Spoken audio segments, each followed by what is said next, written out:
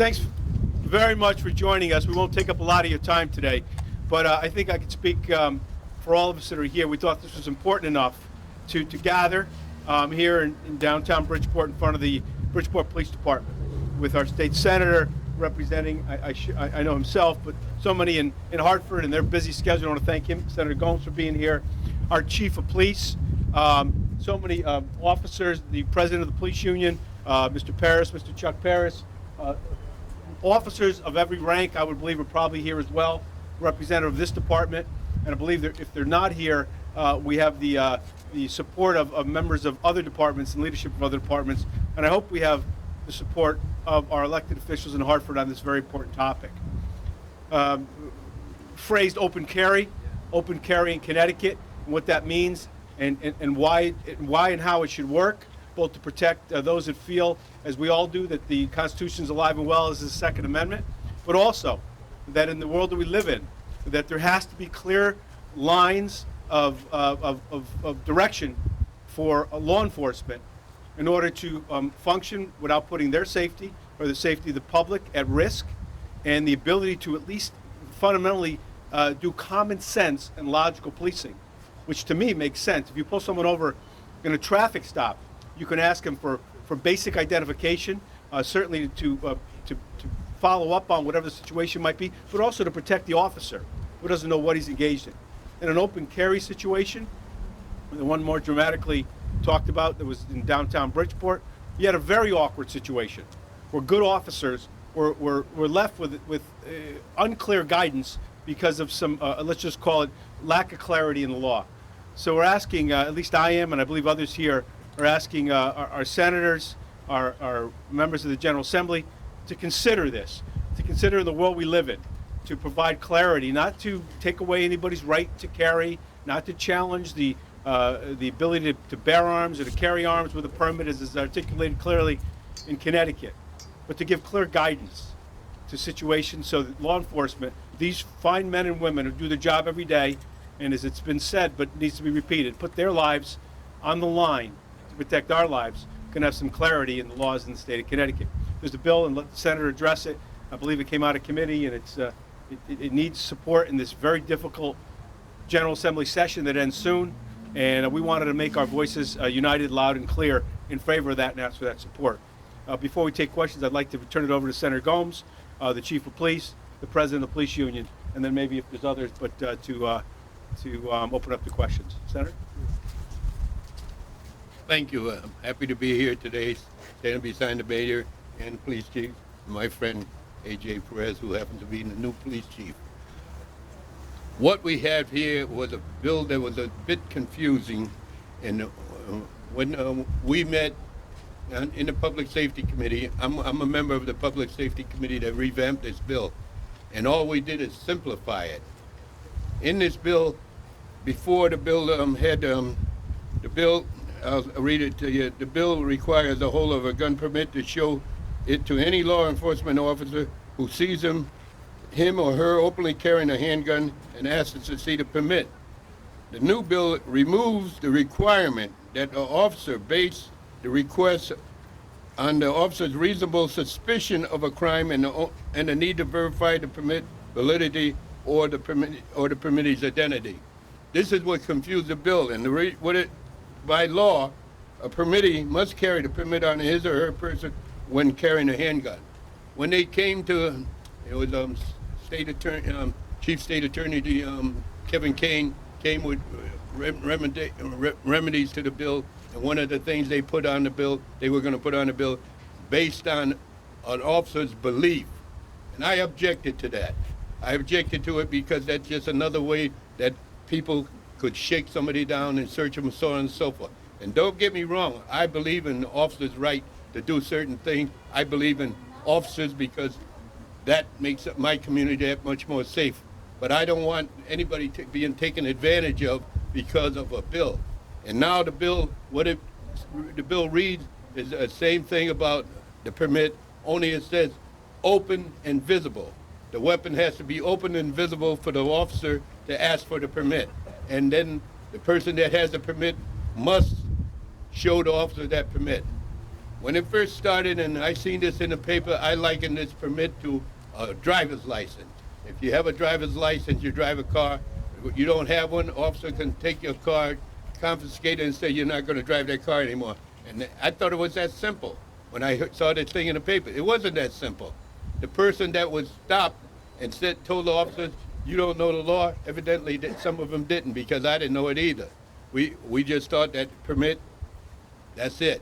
But this part that they eliminated made the law confusing, and the part that we put in, we simplified it. Open and visible. If it's open and visible, then the officer has the right to stop and ask you if you have a permit for that gun, and you must produce it. I have no more to say, but I hope this is going to be the end of this confusion. Thank you. Thank you, Senator. Chief, can you say a couple words? I want to also echo the remarks made by Mayor Ganim and Senator Gomes. We support the Second Amendment. There's no problem there. And then what we want to do is we want to safeguard the good people that live in the city of Bridgeport and throughout the state of Connecticut. So therefore, you know, it is not unreasonable if I see someone on the street, all right, carrying a weapon, openly carrying a weapon. It's not unreasonable for a police officer to come up and ask him, do you have a permit, sir?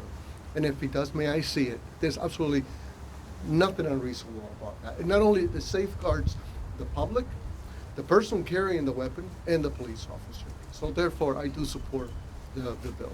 Thank you. Chuck? Chuck, can you just say your name and your title? Sure, my name is Chuck Paris. I'm the president of Local 1159. I'm a sergeant here in Bridgeport. Good morning.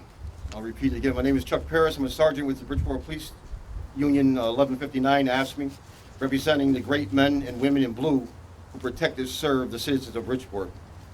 I want to thank you all for coming out and supporting our concerns. Our union enthusiastically supports House Bill 5408. Earlier this year, many of you saw a video that went viral via the social media in which Bridgeport police officers confronted a man in subway shop downtown in Bridgeport who openly is carrying a handgun. The incident triggered a passionate discussion on the open carry law throughout our department in every division and rank. Many commented Officer Ricky Lopez for his restraint. Others believe Officer Lopez should have had the legal certainty to make the arrest. What happened in Bridgeport happens in communities across our state. There is simply no shared consensus on how to apply the current open carry law. That's why we need legislators to pass the Bill 5408 and the governor to sign into law. The wide majority of our citizens with legal handguns permits do not hesitate to produce their gun permits when asked, and they're treated with professionalism and courtesy. They recognize that it is also in their best interest that only the people carrying guns are doing it legally, and their police are making sure of it. HB 5408 intent is not to remove rights from the illegal gun owners. It's about ensuring that unfamiliar parties walking the streets with an exposed handgun truly is utilizing his or her legal right to do so.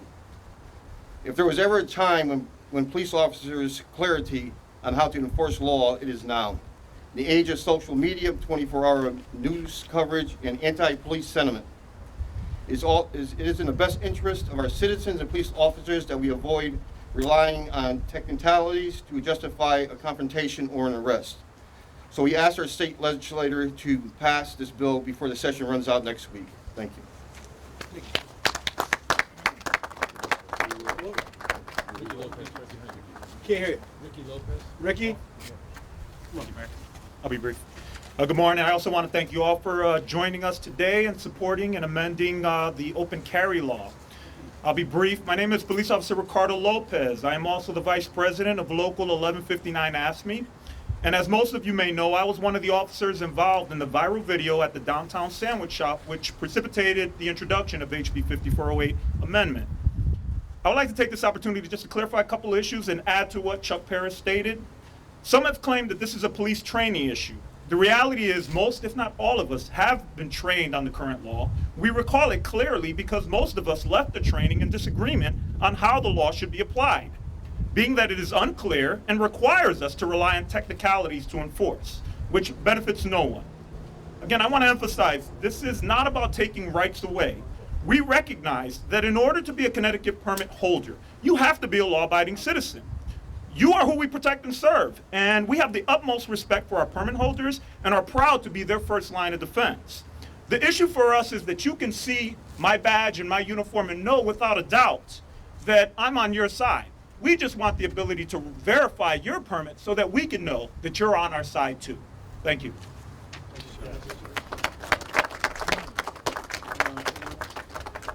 We'll open it up to questions to anyone that wants to ask anyone, and just direct the question to whoever you want to ask. And Chuck, just two quick questions. First of all, is there going to be some standing order that police officers have? For example, if a police officer is walking down the street and you see a couple of citizens like these gentlemen openly carrying their weapons, will there be a protocol in place, a requirement? Will you say you have to ask them to see their permit? All right, first of all, I think it's probably a question for the chief. The chief is aware of the open carry law, and we've had discussions regarding this. The law is confusing, but we're attempting to try to get the best way to resolve it at this time. Chief, I don't know if you want to say anything on it? So, yeah, absolutely. Frank, we're gonna always challenge, okay? And but we're also gonna follow the law. Like for example, we already know him, so we already know that he's got a permit, so we don't have to challenge him. But anyone else? Yeah, we're gonna challenge. And the other question was, thank you, Chief. Yep. The other question was, are there laws like this in other states? Are there laws like this, this measure, once it's enacted in other states? Do other states have this requirement? I don't know if the senator knows, but, and please feel free, I can Yeah. comment. You know, we had this discussion just before the press conference, and the gun laws in different states are so different, depending on where you are geographically, that I think you'd almost have to go place by place. What I think is true is that there was no clear model for us to look at to rationalize this legislation. And if there was, I think it would have made it a lot easier. So for better or for worse, I don't think we've been able to find that clear model that would best fit our gun laws or our laws as they are applied in the state of Connecticut by, it's created by the General Assembly or by the courts. But Senator, maybe you had something to add. I don't have anything to add other than to say that I don't think other states and what they have in their states is really anything that really has to do with how we're going to pass a law in this state. What this law requires is a little bit of cooperation on both sides, the person carrying a gun and the person that's asking it. We try to make it as simple as it's possible, open and visible. Open and visible. The gentleman, he like he said, if they choose to stop somebody, we don't want it to become a harassment type of law, but we want people to know that you can't walk around without a permit. If that was true, that you could walk around without a permit, we'd have gangbangers and everybody walking around with guns in my community, some of the community that I represent, and I don't want that. It's like, but we don't want these people to be harassed, just like I told you, they were going to substitute this language with a officer's belief, and that would have really opened it up to a bunch of junk. But as whether another state has this law or not, I think that if we are the first, good for us. All right. My final question, Senator, having drafted this legislation, what would you say to these gentlemen? I don't think anything has to be said. They're listening to it, just like we're listening. I think they understand it. Am I right or wrong? I've talked to this gentleman before. I talked to him after it happened, because he attended a public safety meeting.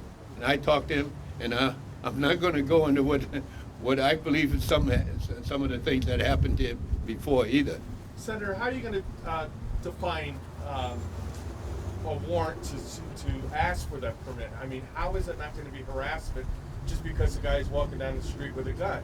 I mean, that goes against the Fourth Amendment of the Constitution, which is illegal search and seizure. No, that does not go against the Fourth Amendment. How does it not? Cease and seizure is something different than you obeying a law that has been made. The law says that if you are open, it is open and visible, we have a right to ask you, do you have a permit for that gun? And I will make no hesitation to tell you, I believe in that. If you're walking around with a gun in my community and you don't have a permit to carry it, then there's some things that are gonna happen in my community that I'm not gonna like, you know? But driving's a privilege, not a right, outlined by the Constitution. This is totally different. This is, just because you want to have, this is no different than, let me see your papers. And you, Senator, should be opposed to that. It is different than, let me see your papers. Let me see your papers. What is it? How different is it then? I don't Because need to be combative. one is to verify who you are. The other one constitutes a possible hazard. A person carrying a gun, a loaded gun, in community without any right to carry that gun, that constitutes a hazard. It's against the Constitution. No, it isn't. And people twist the Constitution around for whatever means that they need, but it's not against the Constitution. What I'm going to do is this, I have you're all invited, 12 o'clock. There's a BR, Bridgeport Regional Business Council luncheon the governor's going to attend. You're all invited, but I don't want to be late for that. I think we've tried, if there's other Q&As, we can do it on the side, but I think we tried to cover it on both fronts, and I appreciate the inquiries on this issue. And again, I think the collective message here is to ask the General Assembly to support this. Thank you so much. Terry versus Ohio says guys. that in order